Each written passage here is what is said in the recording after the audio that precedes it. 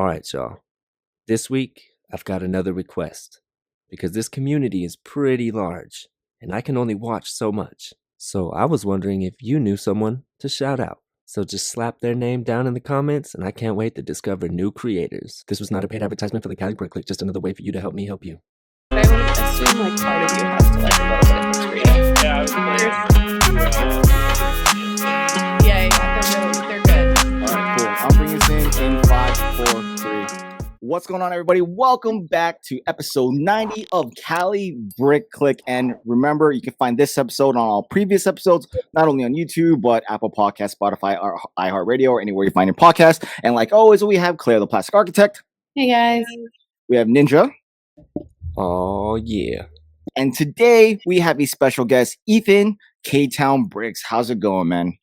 How's it going? So, how's everyone's week been? Chilling. Right now, my neighbors are paying me back for bumping at night. So they're partying at 11:50 a.m. That's on a Wednesday. That's To be fair, I something think they're cleaning. So, you're bumping that. I'm just, I'm not a morning person. So I'm like, who has music this loud at 12 in the afternoon? So, The normal time? yeah. The normal time to be bumping music where it's like, you're being not a nuisance to your Right. neighbors? Yeah. But Well, is the weather feeling yes. better for you over there? Yeah, I mean, it's been raining the past couple days, so I that's can really see good it. for the Like, fires. I can see all like the thunder clouds over on your side of Mhm. SoCal, and it's not hitting us. Really? Yeah, no, it's Dang. not. Yeah. I mean, it's our hitting fires are us. put out, so we're good. Oh, that's good then. In case you don't know by the name, Ethan, obviously we're all in California, but like, I kind of figured that. but Ninja and I are like in SoCal, and like we're on fire like around this time, anyways. But we have finally some rain to kind of help out our firefighters. Right. But Perfect timing for that rain too. oh yeah, perfect time. So yeah, it just feels good. I mean, right now I've cleared out my space, so it feels Nice. good. You can't tell with this, but like right here, it's just like I got so much space because You still have stuff on the floor? Nope, everything's clear. There's nothing on the ground. That looks a bit tidier there. Yeah. Yeah. I mean, I have this little the old table that I had in front of me. It's now like a building work desk, so I can like build outside of I can separate the work from work and Lego. But even the closet, I don't know if you saw my closet when you were here, Claire. Like I had like a bunch of Lego in there, all gone. There's no Lego in there whatsoever. When you say gone, you can just put it in the garage, right? Yeah, I moved everything to the garage, and I'm gonna get rid of like half. That's the goal. Get rid of it. Get Gone. rid of sell it, gone. Yeah, sell it, donate it. I mean, a lot of it already was supposed to be donated anyways, but yeah, I'm getting rid of it, which changed my mindset on buying. Like it completely changed. I'm like, I can't buy anymore because if I keep buying more, where I'm going to put it, it's just going to go in the back, and I don't want to accumulate. So let's see how long this lasts. Yeah. Yeah, space is always the issue with Lego. I mean, like right now, I've had to. Most of my stuff's packed up because I need it for the business, space for the business. So, but you always got to have more space. That's kind of curbed my buying, is because I don't have space to buy it. I don't feel inclined to go buy it because I used to buy quite a bit, collect quite a bit. Now it's just essential. So. Yeah, like we're still buying here and there. Like we ended up getting a storage unit out of necessity because it was like we live in the Bay Area, so we were like, oh, okay, well, it's either at least $2.5 million for a house or $230 a month for a storage unit that we can technically write off. And so we were like, oh, okay, so let's do that for our mental health because that's cheaper than going to see a therapist. Still, and so mostly for my mental health, I don't mind a certain level of clutter, but it has to be kind of intentional. And yeah, we were in a situation of this, the big plastic storage bins and stuff. We had stacks 4 high, 4 of them, kind of in very specific corners of nooks in the house is where the walls turned. And I was like, this isn't decorative. This is just it's just causing trouble. But no, I just put up, you can see behind, let's see, you see, like I put up 2 more minifig display cases I was just looking at that. right there. And so I did buy these from UK, but this particular manufacturer now distributes in the US. So it went from like $100 for shipping to $30. And then I little mosaic. So I started a little area where we can put some mosaics and stuff. So that's our update from our Bay Area Lego room. I was about to ask when I saw that photo, I don't know, was your stories, right? When you showed that part off, are you going to fill it up with mosaics on that right side? Because it feels like you're going to. We're doing it in a way that we have the option to. Right now, the only mosaics that are definitely going up is the world map. And we were going to use that and like design it in a way that like we can mark off places we've been together and then Lego stores that we've visited together. Wow. So it's like kind of like that'll be kind of cool and like places we've lived together as well. So that'll go up there. The only other art that I'm like, oh, okay, this is like really cool is maybe like the new floral stuff. I really like that. But those I feel like you and I are the only ones that actually care about those things. I think having a bunch of them. Yeah, have a bunch of them. Emily likes them, I think. Yeah, Emily likes them. She says them a bunch. You I feel like they're easy to just make. Yeah, room. Yeah, we're gonna put it. I mean, I have the new castle, and it's sitting on the couch. I don't have anywhere to put it. That's like larger than a human being. Like the amount of space that takes on a couch. It's motivation, though. I can't go sit down and relax until I find a place for it. Yeah, right. But like speaking of like large sets, the Black Panthers set got not leaked. It just came out properly. Yeah. How about that? Any thoughts on that set? Negative ones. No. I don't know. How do I say this? I think I mentioned it earlier, but basically, like it's the first set, and I've probably said this on another set before, but it's the first set that I feel like I had a very reactionary sticker shock and like reaction to the price. Like I looked at it and I was like, not for me. Like I'm not like a huge Black Panther fan, and we don't collect the helmets, so it was like just kind of gonna be open off. And then like I like Marvel, so if it was like a figure, I would have been like, oh, maybe I want to buy the figure separately or something. Mm-hmm. But no, I think it's crazy expensive. I'm predicting it's not going to move off shelves. I know that at least the Hogwarts train, which is like at a really significant price increase, that's not selling at my local Lego store. Well, I've heard the same thing about the castle. Yep. Somebody told me, certain stores aren't allowed to reorder the set. So, I mean, I don't know all the details about it, but it seems like those higher price point sets, they're not being able to move this quickly. People probably aren't buying multiples like they do of other things. Yeah, people are also waiting, I think, in a lot of different ways, like financially speaking, with mortgage rates going up and like the market crashed yesterday. Like it's been crashing, but like crashed even more yesterday. And it's just like everyone's kind of like in a weird standstill right now. And I think people that still love Lego are buying here and there, but they're not gonna like, they're gonna like maybe, they're like, oh, this will be on shelves for a year. Let's just like see what I'll get it for my Christmas bonus or something like that. Right. Especially with the bigger sets, like there's no rush. I just don't understand why they made this one so huge when they have the helmets and stuff already. Like, I mean, if anyone who's listening to this, I would listen to Mel or Iceberg Bricks' thing about the whole set on a targeted demographic for this thing and how it failed miserably. But ultimately, I think it would have done the same thing if it was just a bust without the gloves. I think it was too much. Like if you were any person who's in the Lego community were to do the math with those three things based on what's already out, does not compute to that price point. It does not make sense. So it does feel like they're trying to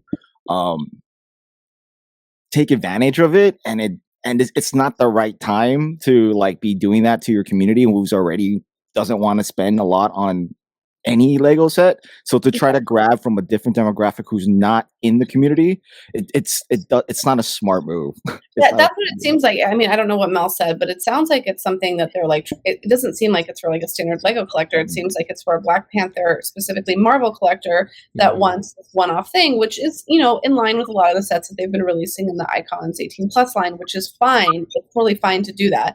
And my understanding is that there are some pretty big, like there are like not just like Chadwick Boseman fans, but there are like specifically Black Panther fans, which, you know, people could argue that those are synonymous. But like, I think I'm curious what that like that fandom, how they're reacting to it. Like, I'm curious, like what, you know, like a Marvel YouTube review channel that's really into Black Panther is going to say to something like that, you know? Right. But like all, I mean, with the Lego community who are all high affinity users with buying their product, like if we as a group are like, that's a lot of money, everyone else already thinks Lego is expensive. So like if they were to look at this, they're going to be like, that's cool. But I mean, there's also those collectors that don't buy a lot of Lego, you know? So like, oh, that's just true. one statue. Yeah. I could build myself or something. Like in lifestyle photos? No, those fans? No, but like there's so many things that the Lego community is like, and then they're proven wrong over and over. Like the botanicals, like people are like, those are stupid, and those fly off the shelves. Yeah. The typewriter, people love the typewriter. Like you know, people are like, who would want like a typewriter? But those things can't stay in stock, you know? So I don't know. There's obviously a chance of it, the Lego community being right, but you know, I'm not into it. But should we use this as our point to get to higher price things? Because I think if you see on Instagram and like other things going around, it does seem that even though, you know, Lego prices are increasing and people are reacting to that, there seems to be more attention towards Lego custom than there ever has been before. And it could be because I just came out of like, you know, what feels like 6 conventions in the last which is like a very custom heavy environment, especially with the lens that we take where we're either shopping for ourselves or shopping for Shy. And so and that's like where I get to see a lot of the customs as well, because they're not in your brick and mortar locations, obviously, or most of them. So anyway, let's talk about one of the newest, I guess, right? Like manufacturers, and that's really jumped into like a really high quality product almost immediately, which is really cool. Yeah, Chai, you want to get into that? Yeah. So I've been a fan of Ktown since what? When did I make that first video? 2 years ago. Where I bagged on I bagged on your packaging. I'm like, hey, you can't do these plastic bags. That's probably like 1 month after I opened the whole store. Damn. Like, hey, no, it was cool. Like I remember seeing, I think it was on Instagram where I saw it, right? And then I'm like, oh, these are dope. They're Crusaders. Like, they're Crusaders. I need to get some of these. So I bought some, and I got all great things to say, except for like the plastic baggies. Which is fantastic. That's like the easiest thing to fix. That's great. But like the printing you do you like everything about it? Great. Yeah. For a brand, the package goes in the trash. Yeah, no, and the packaging has definitely significantly increased in quality since. So, but with that being said, Ethan, tell us about like your origin story with yourself and Lego, and then like moving all the way up into what you do now and famously are now known for. So I mean, I got into Lego as a kid, just how most people did. I just had like the creator block sets, and then one time I got a Star Wars set. I was with my grandmother, and it was from when the Revenge of the Sith line came out, and I got one of those sets. I hadn't even seen Star Wars at the time, and then like we watched the Star Wars, that kind of stuff, and then I was kind of hooked. Never really got out of it. Never had a Dark Ages or anything. And in about 2012, they had a Brick Fair show in Birmingham, Alabama, and that's where I was born. I didn't live there at the time, but we kind of went to that show and like stayed with friends, and I got super hooked. Kind of like dove into the AFOL community at that point.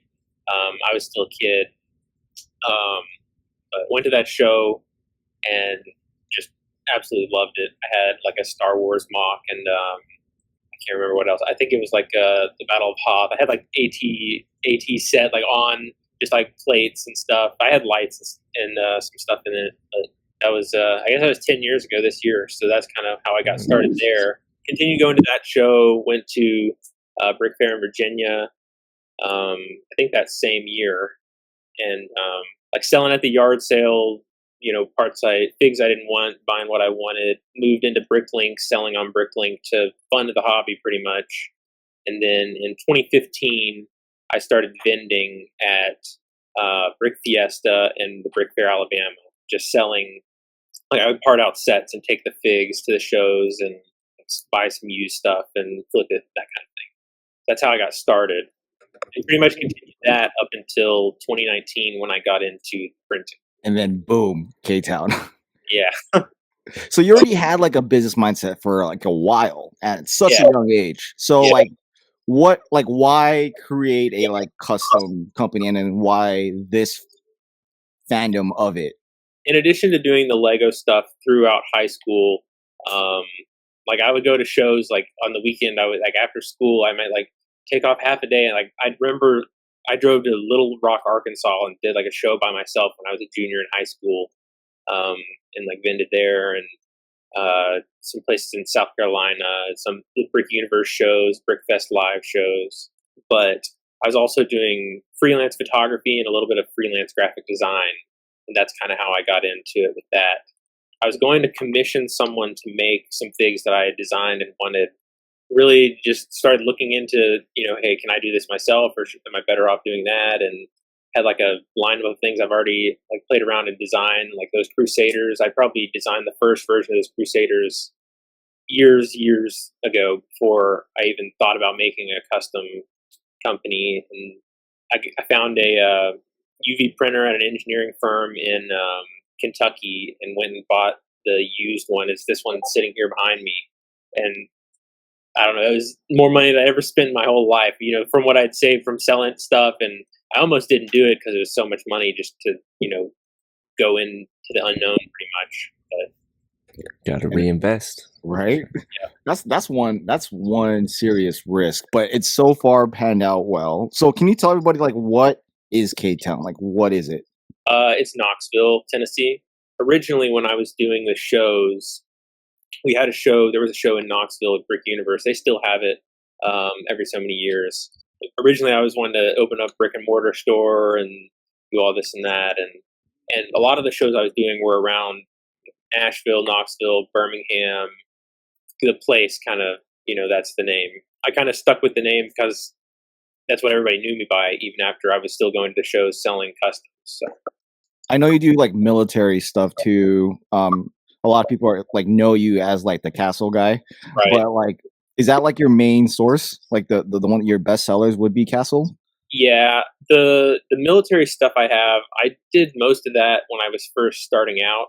People were asking for it. I don't know as much about it, so I don't feel like it's as good of a product as my castle stuff, because the castle and the medieval stuff is what I'm interested in myself. Like I love to read about medieval history just on my spare time, and armor, and go to the museums and see the different exhibits, the armor and shields and weapons and stuff. I growing up I was interested in World War II and military stuff, but never dove into actually researching it as much as I do the castle stuff. So going forward, the castle is the main thing. The military stuff, I still do it here and there, but really the castle stuff is what I'm spending most of my time on. And I think right now is like a good time to do that with like the resurgence of like the blacksmith shop, the 3-in-1 castle, and now the Lions castle. So like, hopefully Lego continues with that momentum, because has that helped you? I think it has.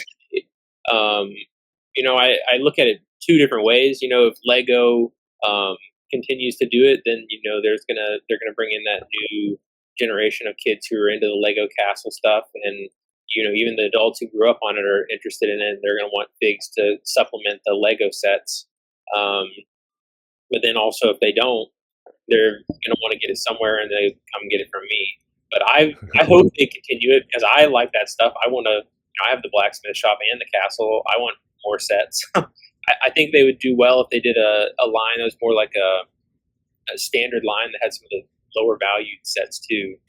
The back to the sticker shock kind of thing.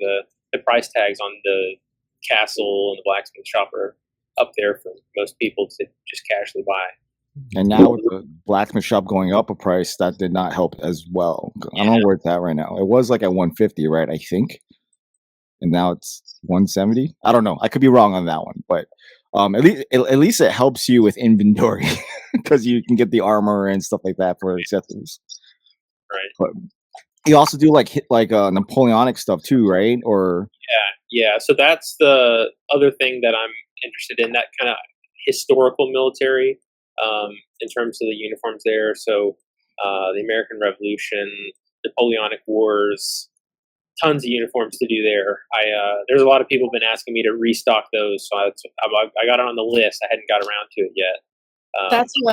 That's like what really like drew my attention. And, just also like being raised by like a dad who loves the Napoleonic Wars and like whose entire existence, like I speak French quite literally because of Napoleon, not because I'm French. So like it was just so cool to see that. And it's like, I think there's this element with castle, especially like, or historical military, that there's like, I don't know, people have some kind of identity and tie to it, just like with military in general. But like, that was my first time seeing that. But I always thought that like, I remember there was like another, the Girl Scout just like came out on like the BAM wall. And I was like, oh my God, I used to be a Girl Scout. And like, I was like, Sam's go get me 12. And then like, oh no, now we have to get a Boy Scout troop. So we have like 24 of those new like Girl Scouts now. And like torsos or Boy Scouts or whatever that we have to like put together. And so it's like, I think there's a lot of identity stuff going on with the historical stuff, which is very cool anyway. But I love it. Anytime you bring up something of memory and Lego, like two different things that you would not think would correlate, it's an easy sell. It's an easy buy. Like it's no matter how much it costs. That's the reason why I'm into like, the third party stuff a lot, is because a lot of stuff that I buy from any of the companies I'm really into, like outside of this, whether that be my work or past events or like just passions about history and stuff like that. So like the Knights of Evelyn and the Jerusalem fig, Kingdom of Heaven. I love that movie. Yeah. So, and then when I saw them, I'm like, yes, I need those. When are you going to restock them? When are you going to restock them? I missed the last time. When are you going to restock them? I was one of those annoying people DMing you. Something about customs you could relate to. For me, I like historical stuff. Like I do like the fantasy stuff too. It's cool to an extent, but you can only go so far with that. And a lot of people relate to what happened into the past, whether that be their own lineage or just pure interest. And just seeing the Napoleonic Wars, which, or around that time, like Revolutionary time, like Lego has kind of that with pirates, right? With the Imperial stuff. And then they have castles. So then you do the same thing with your stuff, which some of them are kind of show movie related, which makes it even better because now there's another attention grab. So like, it's just like you're doing something that Lego won't do, but they have done, because they do those, but not like that. Like there's no historical accuracy with what Lego does because it's all primarily fantasy. Right. And so you have a niche. Yeah. And that's kind of what my whole purpose is. I want to make stuff that, Lego's not doing, but also that other third-party companies aren't doing. People ask me to do the military stuff, but there's a lot of variety already out there. And since it's not what I'm interested in, it just doesn't seem like that's the best use of my time. There's companies out there doing amazing work with the military stuff, and their knowledge is far beyond mine for, modern combat armor and weapons and uniforms and stuff. So I want to stick to the stuff that other people aren't really doing. There's some people doing the Napoleonic stuff, but there are so many different variations of the uniforms that, somebody could make custom figs for 100 years and not even scratch the surface of all the different, variations you could make with that era of history. Also, it's smart business. Like you're fulfilling like an area where there's a want and need that no one else is primarily focusing on. Right. Which is supply and demand, right? Like the reason why I got into your companies because I'm like, oh, no one else is doing this, and this actually looks pretty cool. So let's invest into it. And you kind of made a name for yourself. How does that feel? It's pretty good. I went to Brick World earlier this year, and I was surprised to know how many people like recognized my brand and like, oh, we've seen your Instagram reels or that kind of thing, and it's kind of nice to see I was up there with the other big player brands, kind of in terms of recognition. So. Yes, definitely. I think a lot of people at least put you up there with the other ones. I'm just saying straight out, like Brickmania, Citizen Brick. Like, we definitely see you like in that scheme of like, what are you known for? You know what I mean? Like Citizen Brick would be like pop culture, pad printing, all that kind of stuff, like the epitome of what custom should be. And then Brickmania with their military stuff. You got you with castle and medieval stuff. So like, it's Brick Tactical with like the other type of stuff. So like, it's really like, how long did that take? 2 years? Pretty much, yeah. I got started in 2019, so it's about 2.5 years about now, 3 years maybe. I don't know. The first, kind of the timing of everything, it worked out kind of nice because 2019 I was doing 14 shows a year, just selling used Lego or doing minifigures from sets, and then the shows dried up with COVID. In 2019 I'd started the website and started selling on there, so that kind of was a natural transition. It still took a big hit when COVID hit, and I didn't have those shows at all. But I was able to, kind of work on the website and just, work on my print quality, every little thing, just every little detail of every part of the process. Just what can I do better? What can I do better? For pretty much all of COVID. So, and how's that working out for you? Good. Last year I really expanded. I started to hire people, so now I have some people on payroll that help me out with it. Bought more printers. This year we started going to shows again, so I went to Brick Fair, Alabama, Brick World, Chicago, Brick Fair, Virginia, and then Brick Fair in Exton next week. So really trying to ramp up and move forward with this now that I've kind of got a vision kind of laid out for what I want the brand to be and what our goals are. So pad printing? Yeah, lots and lots of pad printing. Even before I released pad printed products, like when I first started, that first year of COVID, I got a manual pad printing press and started playing around with that. I never released anything that I printed on there. It's just, but eventually moved into the automated presses, and now that I've gotten into that, that's what I really love is the process of pad printing. All the little bits of the process that you have to fine tune. You kind of break it down. Every color is printed individually. You kind of have to think through your process of what order you're going to print different things because you'll get a different result. If you're over printing, if you have cutouts and trapping, usually you'd print lighter colors to darker colors, but for some things you might not. Get really nitty gritty with it and fine tune the result. So for the people who are listening, can you explain the difference between UV printing and pad printing for custom minifigs or any Lego? Yeah. So, and I do both, and I know there's a lot of people out there who are very particular about wanting pad printed stuff, and there's some people who actually prefer UV because of the ability to fit more colors and more details in certain areas. So UV printing is flatbed printing. Kind of like it's an inkjet, so you have cyan, magenta, yellow, and black, 4 colors, and also white. It prints like your inkjet printer would go. Print heads go back and forth and lay down the colors, and the UV part is because the ink is UV reactive. So it's very similar to the minifig factory they've been opening up at some of the Lego stores lately. Those aren't quite exactly the same. Because I believe those are solvent printers, but it's a very similar process. With pad printing, more like a traditional offset type printing where you have plates for every color. You can print them with cyan, magenta, yellow, and black too, but most of the time I use spot color. So I can mix up exactly what color I want for any given piece, register each color. It's a lot more labor intensive to set up each thing.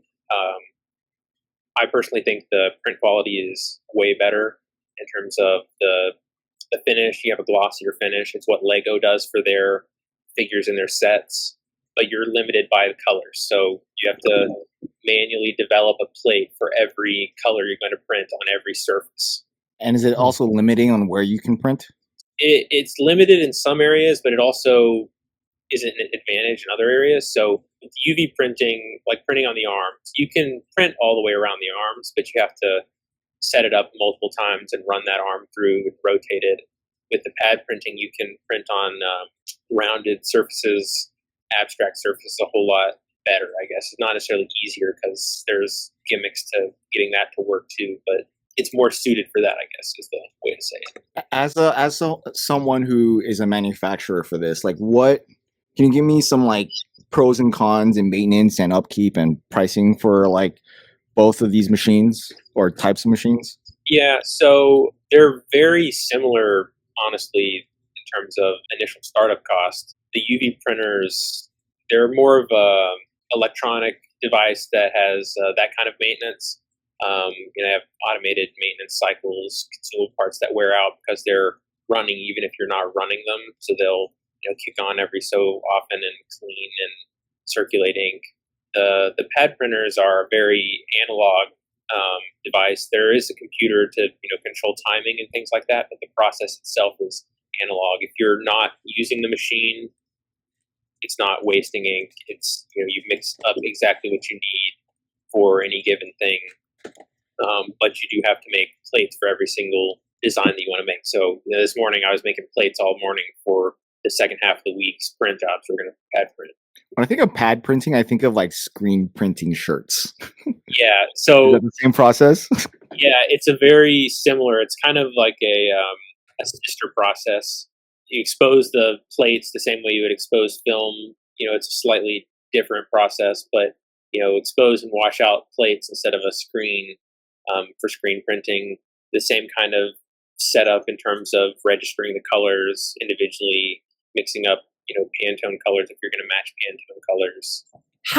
How big is a plate? Like in my head, I'm thinking of it's like this really tiny thing that you're working with that's like difficult to kind of get fingers in, but like with like screen printing, it's much larger, right? And so like I just to visualize like how like what is like the frame that you're working within? So the plate size is 100 by 250 millimeters, and it'll hold. You put one little torso print on one end, and you usually put something else on the other end. Then you have how is that like working in such a small kind of like canvas? I guess theoretically, with the making the plates, it's not really as like I'm not etching it per se like by hand. So you have like a film positive that's the same way. I don't know if you've ever seen them do screen printing films where they'll expose the positive. You do the same thing with pad printing. You have the positive film that goes over it, exposed to the UV light, and then washed out with the developer solution. And wherever the film positive is covering, it doesn't cure the plate. So then you're left with an etch. That's really cool. That's awesome. Like, so would you say you're completely self-taught? Yeah. Yeah. Yeah. It's not like there's an infinite number of these like establishments where you can go and like learn on hand. And so you were just like, you know what, I'm going to invest money into this business. I'm passionate about it. I already love Lego. I want to be part of this community in like a more, financial way. And then you just went for it. Yeah, pretty much. A lot of YouTube University.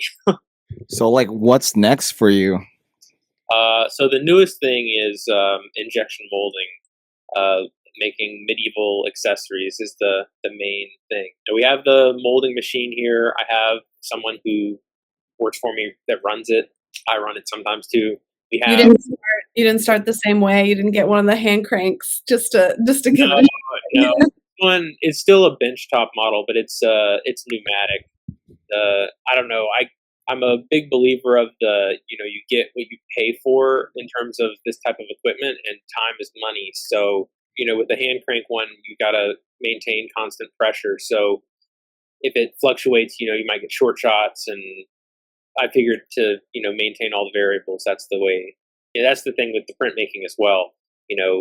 My morning routine is, get the shop to the right ambient humidity, the right temperature, make sure there's no airflow, that kind of stuff, because once you get out of that Goldilocks range, you start running into printing issues.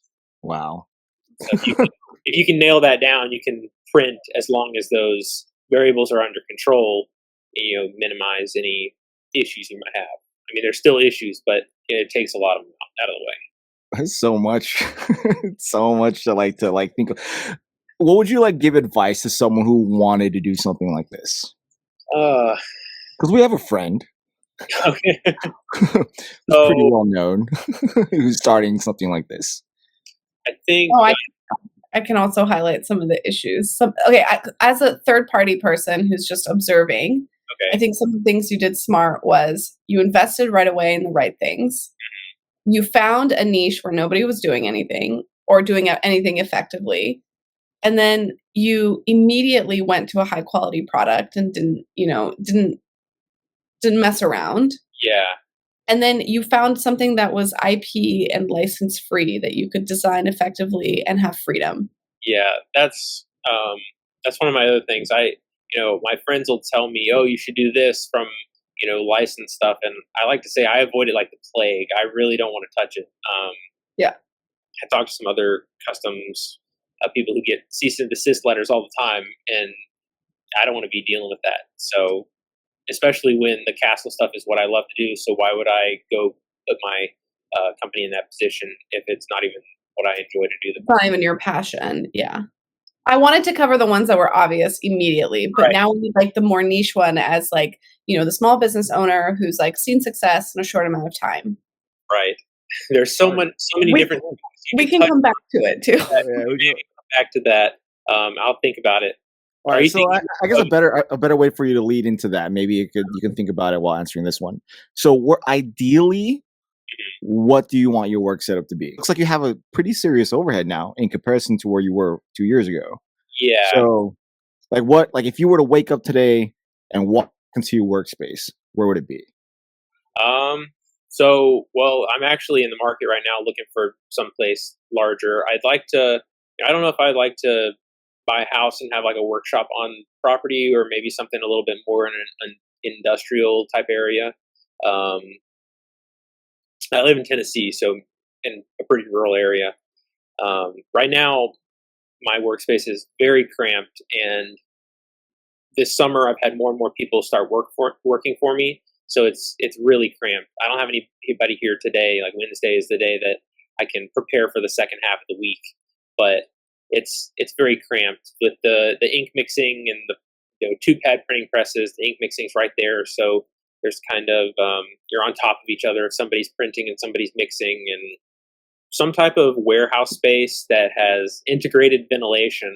Right now I have a homemade ventilation system to get the ink fumes out of here, and we've got respirators and everything, but they're some pretty nasty fumes. I wouldn't want to be doing this in a heavily residential area. So industrial, open space, and room. Yeah, that would pretty much be. And then you can obviously invest into more stuff. Yeah, room for more people to spread out and work. Because there's a lot of post processing for everything after stuff's printed. If you got to change the arms out or change the hands out, or just assembling the heads and torsos and helmets, put them in the boxes with the accessories, count them. With pad printing, some things have to go on a fixture, so removing those parts after they've been printing, or reload the parts to print another batch. All that auxiliary work. So how far are you away from that goal? I don't have the space to have somebody here all the time working. I personally don't work well when I'm just crowded in with other people. Makes sense. So, if I have the space to spread out and start to, I could hire some people to go full time, maybe save me from having to work as long hours as I do.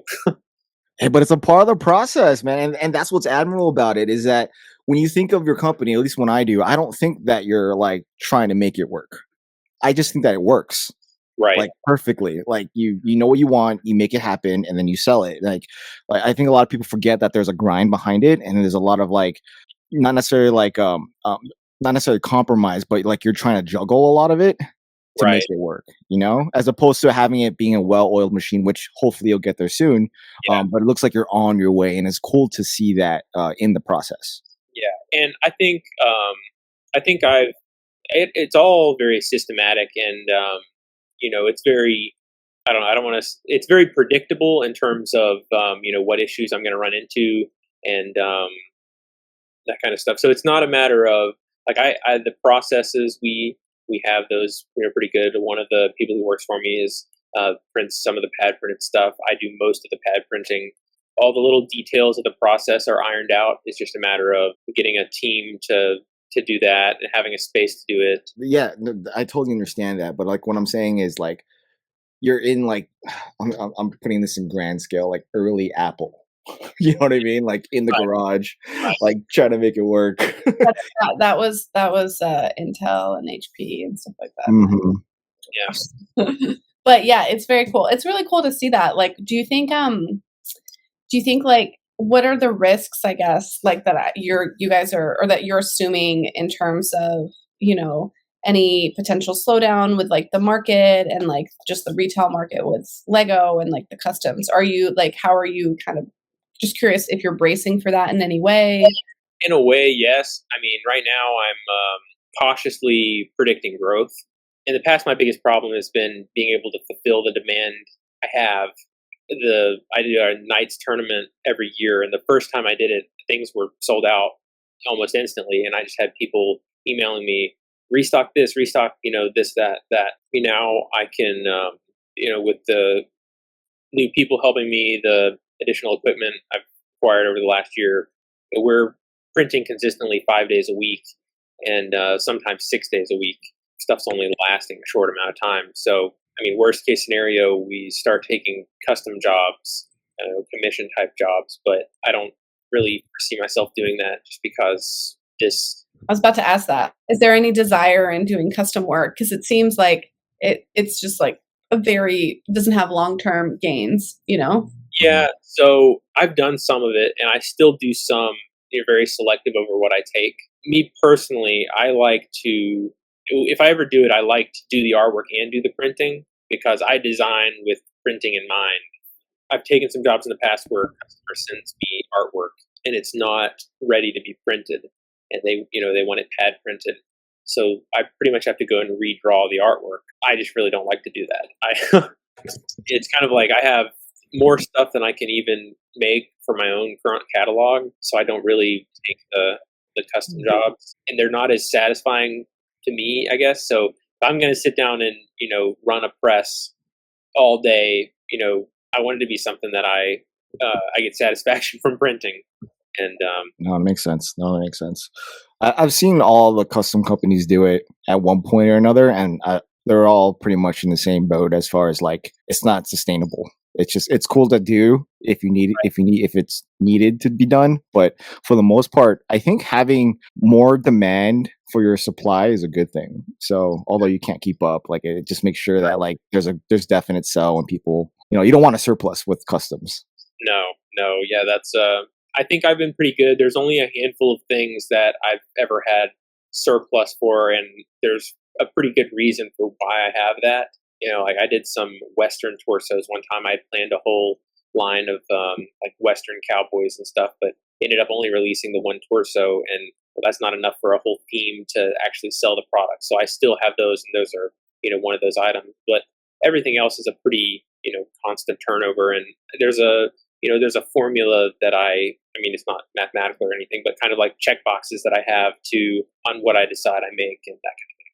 So far, it's working, dude, and it looks like it's not going anywhere anytime soon. So it's definitely made a name for itself. I mean, I'm not being biased in that. I feel like if you go to a convention, you see yourself. Like, right? Yeah, I hope so. I've been looking at the lineup for next year of trying to add a couple more shows. The only thing about shows is I'm out of the shop. I'm not making new stuff, but it's really nice to get out there and I guess put a face with the brand, because people see me and talk to me. They know who I am, and I know who they are too. So I mean, I met you at Brick World Chicago this year, and that was cool.